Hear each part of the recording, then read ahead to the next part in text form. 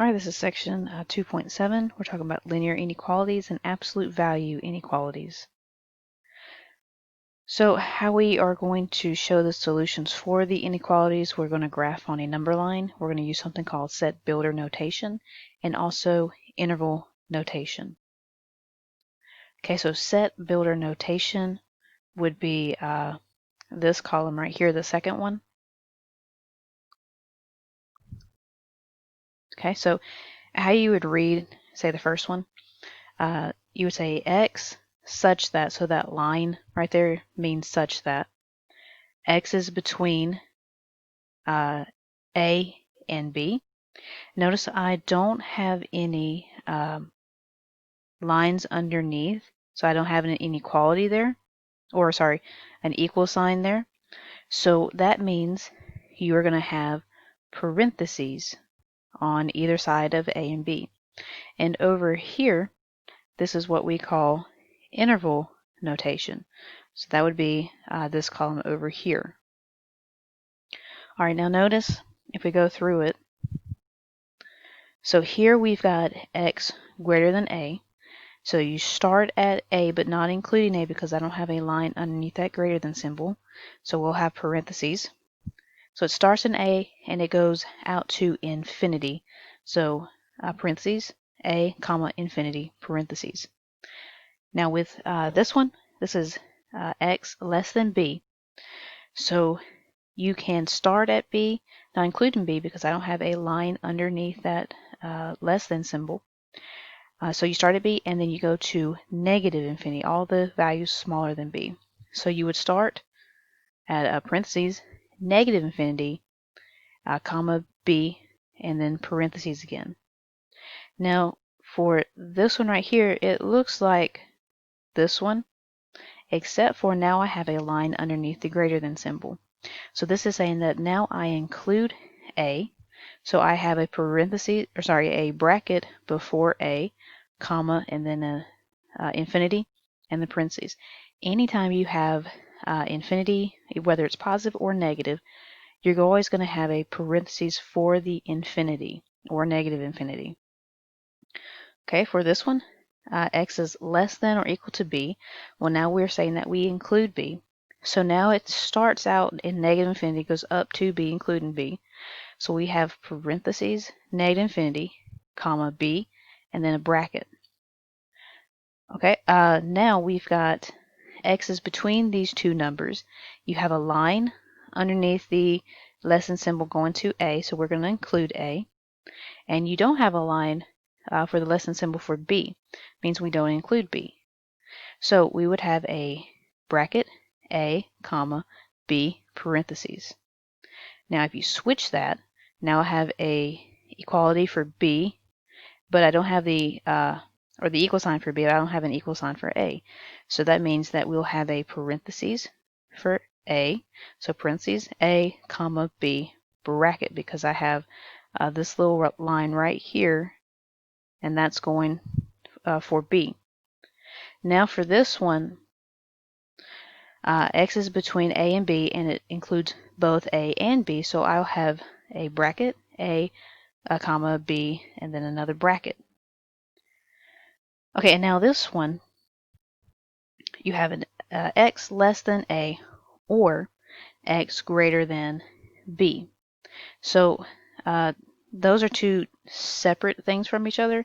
You have one going towards negative infinity, the other one, so the x less than a, that's going towards negative infinity. The x greater than b, that's going towards positive infinity, so they're kind of broken up and you're trying to kind of mesh them together. What you do is, if you look at the first one, so if we just look at x less than a, well, that was the same thing as, well, we won't do that. So it starts out at negative infinity, and it goes up to a, but not including it because I don't have an equal sign. Okay, and then we say, if we look at the next one, x greater than b, so it's starting at b, not including b, because I don't have the line. So we would have b going out to positive infinity. And then to join those two together, this is called a union. It looks like a U, so U for union. So that's putting those two together. And then if x is all real numbers, that really just means that it goes from negative infinity all the way up to positive infinity, and you'd have parentheses on both sides because you're talking about a positive or a negative infinity. Okay, so some properties of inequalities. First one's the addition property. So basically, what you want to do is you want to add the same number on both sides of the inequality, whether it's a less than or a greater than, less than or equal to, or greater than or equal to. And it says that down here. These properties apply also to any type of inequality that we'll face. Okay, so some English terms right here. The addition property for inequality states that if an inequality exists, adding or subtracting the same number on both sides does not change the inequality. Just the problem is, or the important part is, the same number on both sides. Okay, whether you're adding or subtracting. Now the multiplication rule, whatever type of inequality that you have, if you multiply a positive number to both sides, the inequality will not change. That's what the first part is talking about. Notice how we start off with a less than A less than B. This is saying that C is greater than 0, so it's positive. And notice how we have A times C less than, again, B times C. But if you are multiplying by a negative number, your sign is going to flip.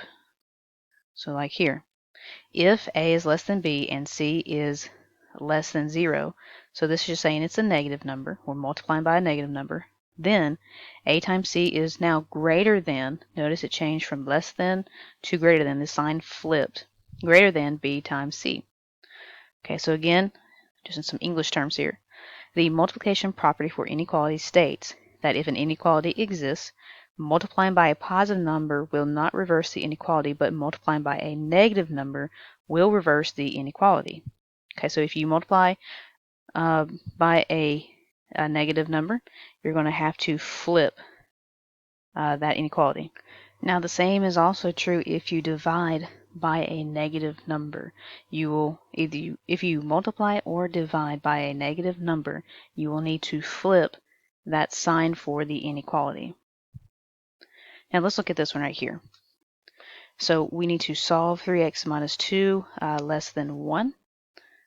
So we got 3x minus 2 less than 1. So I'm going to add 2. Okay, 3x less than, okay, 1 plus 2 is 3. Divide by, notice I'm dividing by a positive 3, so my sign will not flip. So x is less than 1. Okay, so we could stop right there and say, okay, well, x is less than 1, and that's my answer. What we could do is graph this on a number line. So if I have a number line, okay, so here's my number line, and what I'm going to do is I'm going to have a 0 right here and a 1 right here. Okay, so number 1, it says x is less than 1. So we have to decide, does it go to the left or to the right? Well, okay, no, we know that 2 is not less than 1. We know that 0 is less than 1. We know that negative 1 is less than 1. We know that negative 2 is less than 1, and so forth if I keep going that direction. Now notice I don't have an equal sign under this, so what I'm going to have is a parentheses, or I'm going to have an open circle. Okay, so I'm going to draw an open circle for this. So open circle, and let me draw just one. Okay, open circle, and then since it's less than 1, we're going to be going this direction. So I would have an arrow pointing this direction towards negative infinity. Over here, this is positive infinity. Okay, so when you don't have the equal sign in your inequality, you're going to have an open circle. Okay, so that's number 1, graphing on a number line. We can use set builder notation to describe this.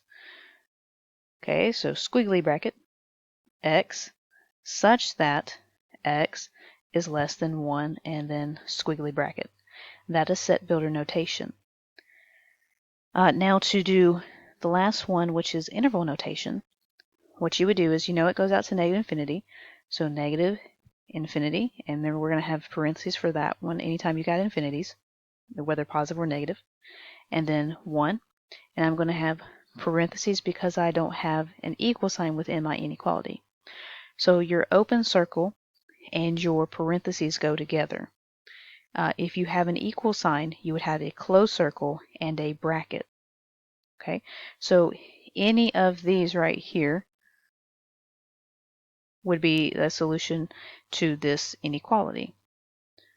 And you can also take a test point, say if I plug in 0. So 3 times 0 minus 2 less than 1. That goes to 0, so I have negative 2 less than 1. Yes, that is a true statement. Now if I take 2, 3 times 2 minus 2 less than 1. Okay, that's 6 minus 2 less than 1.